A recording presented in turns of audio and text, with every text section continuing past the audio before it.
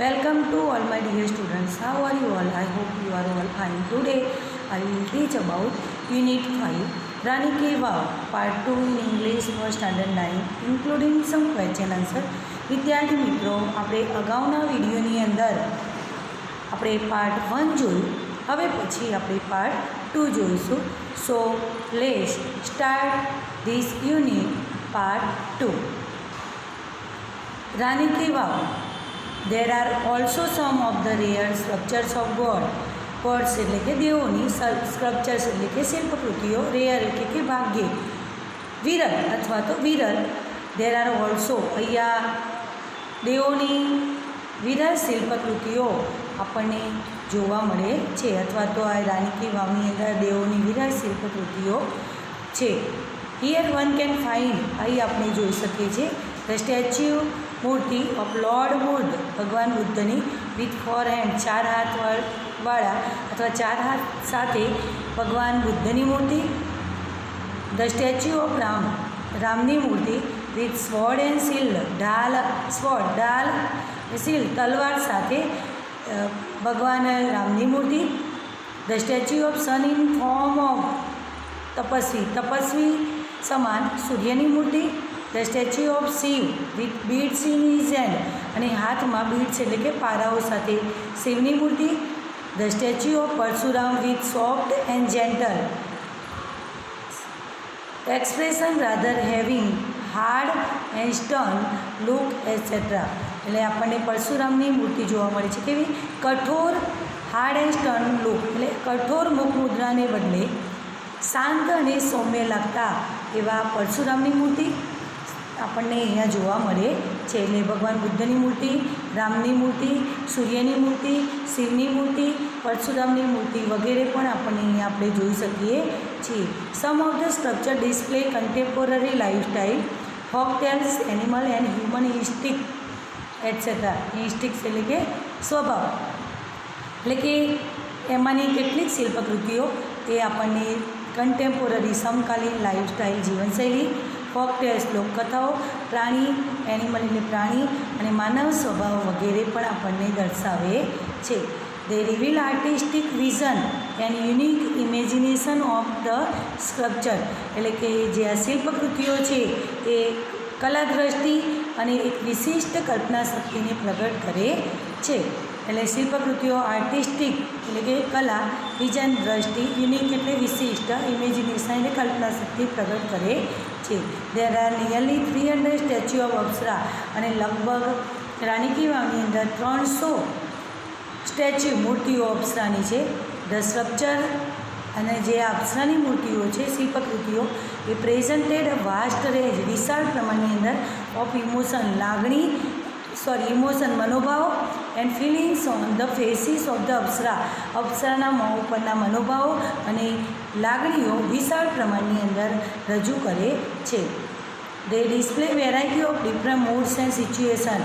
તેઓ વિવિધ વેરાયટી, વિવિધતા, ડિફરન્ટ અલગ અલગ મૂડ્સ એન્ડ સિચ્યુએશન એટલે કે તેઓ એક જુદા જુદી અલગ અલગ પ્રકારની મિજાજ, મૂડ્સ એટલે મિજાજ અને પરિસ્થિતિઓ પણ દર્શાવે છે. એટલે અલગ અલગ પ્રકારની વિવિધતા મૂર્તિઓ એ મિજાજ અને પરિસ્થિતિઓ દર્શાવે છે.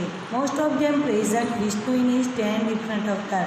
મોટા ભાગે મોસ્ટ ઓફ ધેમ પ્રેઝન્ટ હાલની અંદર એ વિષ્ણુ ભગવાન ઇન હિઝ 10 એટલે કે જે 10 ઇન ડિફરન્ટ અવતાર, 10 વિષ્ણુ ભગવાનના જુદા જુદા અવતારની અંદર મૂર્તિઓ હાલમાં છે.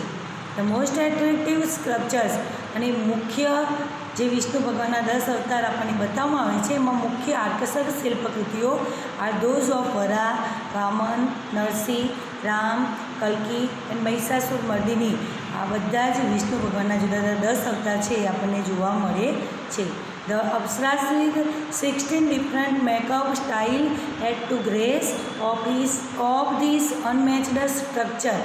એટલે કે 16 વિવિધ જે શૃંગાર શૈલીઓ છે એ શૃંગાર શૈલી સાથેની આ જે અપ્સરાઓ છે એ આ વિરલ સ્થાપત્યની અંદર એ અનમેચ્ડ સ્ટ્રક્ચર એટલે કે વિરસ સ્થાપત્યની અંદર સ્ટાઇલ એડ ટુ ગ્રેસ એની મોહકતાની અંદર એડ એ ઉમેરો કરે છે. એટલે 16 વિવિધ શૃંગાર શૈલી સાથેની આપસરાની જે મૂર્તિઓ છે એ આ વિરલ સ્થાપત્યના આકર્ષણ અને મોહકતાની અંદર એ ઉમેરો કરે છે.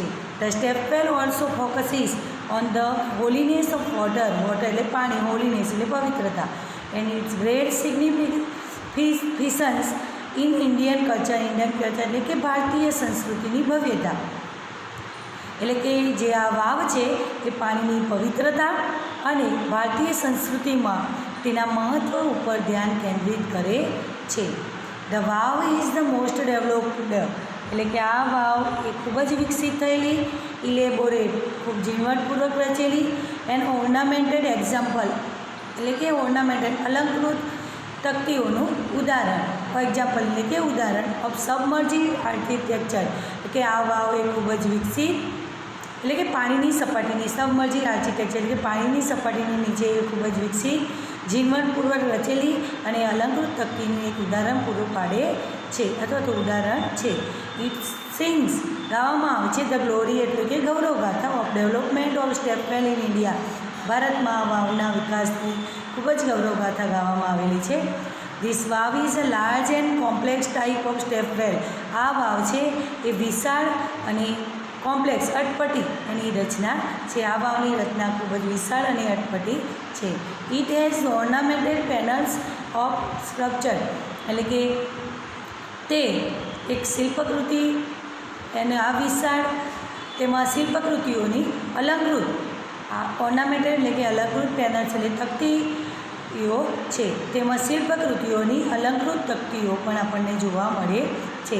એટલે buried under the mud due to flood first. પહેલાં ડ્યુ ટુને લીધે, ફ્લડ્સ એટલે કે પૂરને લીધે, મડ કાદવ, અંડર એટલે કે નીચે, બરીડ એટલે દટાયેલી રહી. એટલે પહેલાં પૂરને લીધે તે કાદવ નીચે દટાયેલી રહી, એન્ડ ધેન અને પછી vanishing of the river Saraswati અને સરસ્વતી નદીના સુકાઈ જવાને કારણે આ વાવ એ કાદવ નીચે દટાયેલી રહી. પહેલાં પૂરને કારણે અને પછી સરસ્વતી નદીને સુકાઈ જવાને કારણે. It was hidden under the layers of silt for almost 7 centuries. 7 centuries એટલે કે 700 વર્ષ સુધી આ જે વાવ છે એ કાદવ સિલ્ટ એટલે કે કાદવની નીચે દટાયેલી રહી અથવા તો છુપાયેલી રહી. The archaeological survey of India. India એટલે કે ભારતના આર્ચિયોલોજિકલ સર્વે પુરાતત્વ વિભાગે, ભારતના પુરાતત્વ વિભાગે ASI ટૂંક અ ગ્રેટ કેર ખૂબ જ કાળજી લીધી ટુ પ્રિઝર્વ ધીસ સ્ટ્રક્ચર. આ સ્થાપત્યને સાચવવા માટે અથવા એની કાળજી રાખવા માટે ભારતના પુરાતત્વ વિભાગે ખૂબ જ કાળજી રાખી.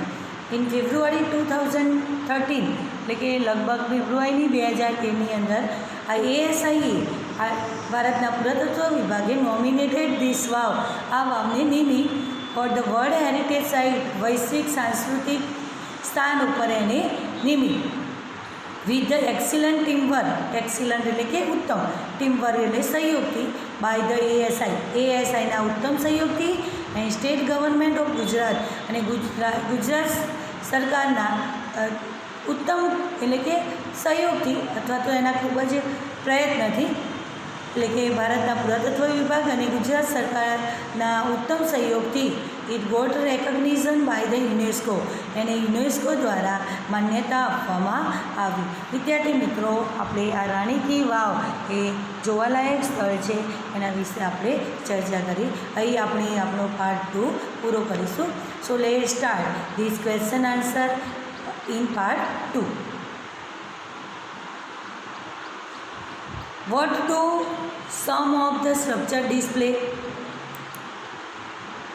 What do some of the structure display? આ જે શિલ્પકૃતિઓ છે એ શું દર્શાવે છે? તો some of the structure display contemporary lifestyle, folktales, animal and human instincts etcetera.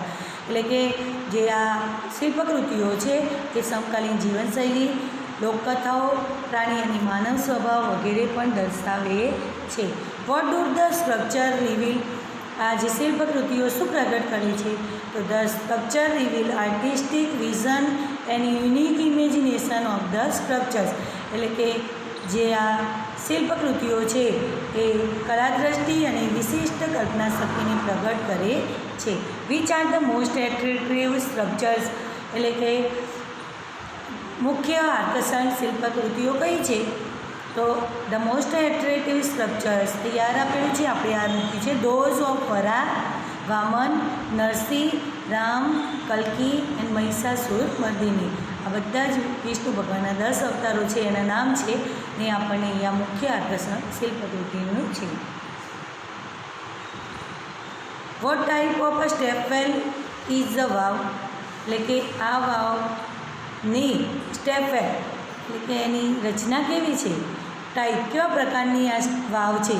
તો this vav is a large and complex type of a stepwell. આ વાવ એ વિશાળ અને એની રચના અટપટી છે. આ વાવની રચના કેવા પ્રકારની છે? તો એ વાવ વિશાળ અને અટપટી છે. Why was the vav buried, શા માટે આ વાવ એ દટાયેલી રહી હતી?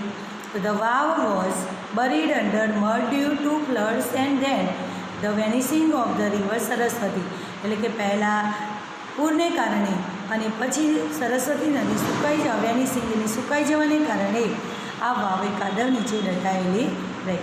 Four how long was the vav hidden, આ વાવ એ કેટલા વર્ષો સુધી તે દટાયેલી રહી? તો the vav was hidden for almost 7 century, 700 વર્ષ સુધી આ વાવ એ કાદવ નીચે દટાયેલી રહી. Who takes care of the vav, વાવની કાળજી કોને રાખી હતી? તો કોને લીધી? તો the ASI archaeological survey of India, ભારતના પુરાતત્વ વિભાગે takes care of the vav, આ વાવની ખૂબ જ કાળજી લીધી. વિદ્યાર્થી મિત્રો, આપણે પાર્ટ 2ની અંદર આવતા ક્વેશ્ચન આન્સર પણ આપણે જોયા. Thank you.